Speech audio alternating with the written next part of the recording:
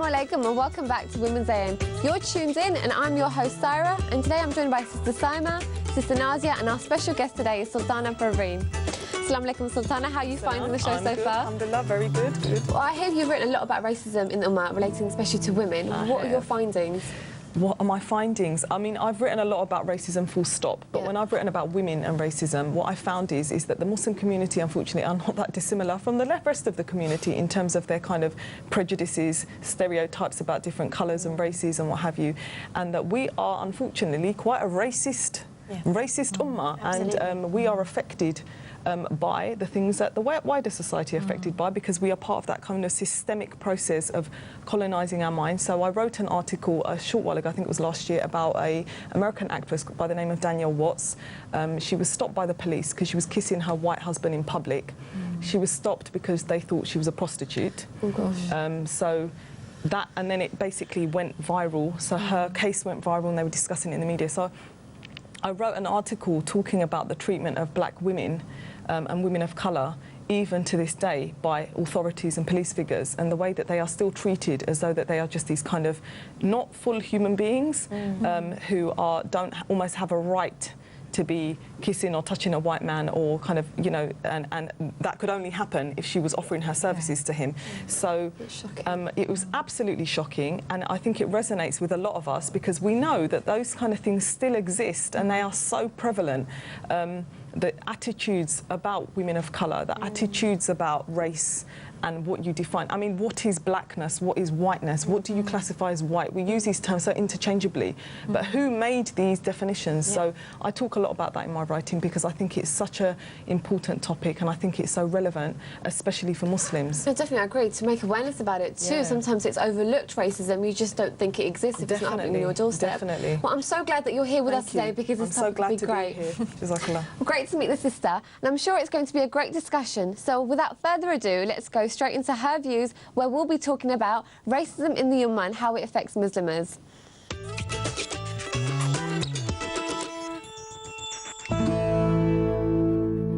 Racism is one of the many callous and challenging aspects of human behaviour that can affect people individually, as communities and as nations collectively.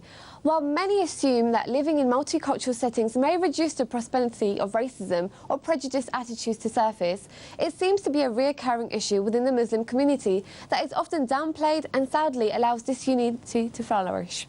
While many agree that discussing racial prejudice and nationalism is a subject that can cause awkwardness and discomfort, by refusing to acknowledge this issue exacerbates the situation, resulting in problems not being addressed. Don't forget you can join in our discussion by calling the number that will be appearing on your screens throughout this segment. You can also join us via Twitter using Islam Channel #115. So, Sister Sultanah, I'm going to come to you first. What is racism? I mean, that word's thrown out there a lot, but what does it actually mean? Okay, so we could focus upon individuals who are racist. So we could talk about one group of people thinking they're superior over another group of people, but I would say that this is a shallow definition. This is a definition which is for the masses. Racism is a systemic process which is set up by systems of rule, which are basically to ensure that there's dominance of a particular group of people over another group of people in all spheres of life, not just to do with, I mean, it traces back so far. So you could talk about slavery, and what was the point of slavery? Slavery was a trade which was set up to make tons and tons of money for the European nations, to basically trade human life. So there was no regard for humanity, no regard for human life, and it was for the ends of making money and wealth and growing prosperous.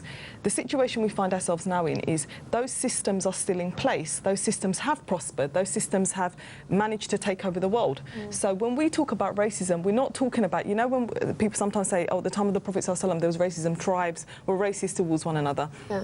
We're talking about, you know, societies and systems and, you know, political systems which are seeking to subjugate one group of people over another in every sphere of life, culturally, in order to exist and to survive and to thrive, culturally, you know, psychologically, in all aspects of life. And I'd say that Why are Muslims racist? Because they are part of those systems. They are subject to those systems. We are victims of those systems. And to just say that, oh, we can just bring about Islam and talk about Islam in a kind of really easy way and say, no, Islam makes us not racist, is naivety to the extreme.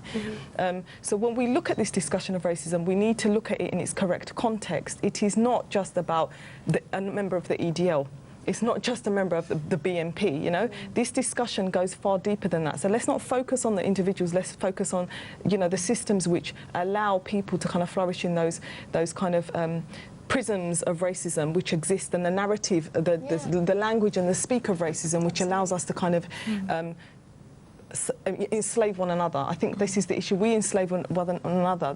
You know, we don't need to be. The systems don't need to do it anymore because it's worked so well. We just kind of casually racist towards one another, and we think it's completely normal. You've given a really deep overview. I'm sure we can go straight deeper and deeper into that. No. I'm glad that you said. But Sister Nazi, where does racism come from? Sister touched on it recently. Like, it's in history, but where does it come from? But if I just take it back down to the individual, if we look at it from the individual point of view, the roots of racism lie with the attributes of arrogance and pride. These are the diseases of the heart, and they can impact upon the way a person thinks, the way they behave, their emotions. It can shape it. The greatest example I can give you, I mean, if you look at, for example, arrogance and pride, arrogance is the feeling of having self-importance, of considering yourself to be in a special place above others. Pride is linked to actually thinking you're better than someone else. And these were the attributes that were they were exhibited by Iblis when he said that I am better than him, Adam. You created me from fire, and him you created from clay. So we can see this kind of these feelings that the pride and the arrogance, the attributes, they have led human beings to commit crimes. One of which of those crimes, one of the sins, is racism. This is where it actually evolved from. Racism, you know, Sultanah has brilliantly described the whole roots in terms of his historical, the transatlantic slavery that took place. We've even seen segregation of society. So if you look at 19th century America, there was segregation there. If you look in the early 20th century, you saw segregation through the apartheid. In the 21st century. Yes, even in the 21st century. So we can see where racism can take you. It can take you in. We've seen genocide of races. We've seen destruction of people. Why over something like this? And just another point, that in terms of individuals, how we see it in society, it affects us. Like women, for example, it's incredible that it is possible for you to go into a job interview and your race can have an impact on whether you get a job or not. The very physical appearance, they can look you up and down. For marriage, it can have a huge impact. In so many aspects, this is how racism on an individual level can hit you and have such a huge, profound impact. This is what happens. Racism is an idea, and ideas control human behaviour. It's an idea that comes about when the human is not regulated by divine guidance. When the human is left to its own whims and desires, that will sow the seed for ideas like racism. But I think it's also interesting that in the Quran, when it talks about the example of Iblis not bowing to Adam, that's the example that's given. You know, the first kind of transgression of Iblis, that's the one that's documented. Exactly. So for us, when we talk about its magnitude and its impact, we can say it's an idea, but what we're talking about is something that has controlled the world and still seeks to control the world. It's one of the most powerful mechanisms to control human beings and human behaviour. Well, ego is a big issue. I think coming from Iblis, it is within humankind, but I think Islam tells you to curb that. Sister Salma, what's your comments on the fact that where does it rise from and how does it affect us on a daily aspect as a Muslim woman? I think the two sisters have covered how it affects us, but I really want to echo what Sister Sultanah said. It is one of the most strongest ideas that leads to a minority dominating and benefiting from the suffering and the oppression of others. But as Muslims, we need to go back to the example of the Rasul sallallahu alaihi wasallam. The Prophet sallallahu alaihi wasallam said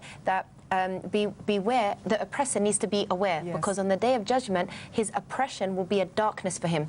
And the tafsir of this hadith is basically saying that when we're trying to cross the sirat, this is to do with believers trying to cross the sirat, which is as thin as a hair and as sharp as a blade. When we're trying to cross that, the one who oppressed another, he will be trying to cross that in complete darkness. So this is something that is very heavily condemned in Islam, and it will have repercussions in the akhirah.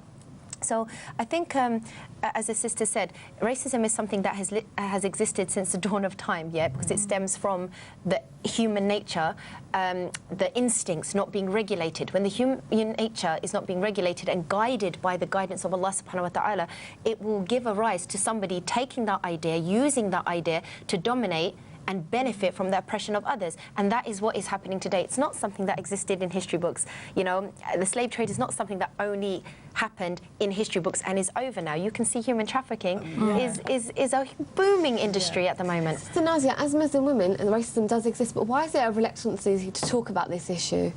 I think the only way I can put it, there's serious, it's brainwashing, isn't it? The whole impact of colonial thinking, the whole impact of being told that you are inferior or a certain group is superior has just led to people now ultimately thinking this way, that they don't want to challenge it, they don't want to question it. There's no rationale behind the whole thinking by which you create one section of society that's This is a really great topic. We have to go for a quick break, so we're going to come back to this, inshallah. Jazakallah khair for your answers there. It's been a great discussion, but unfortunately we do have to take a quick break now. So stay where you are. We'll be coming back to you in a few minutes, inshallah. But before that, here's this week's competition.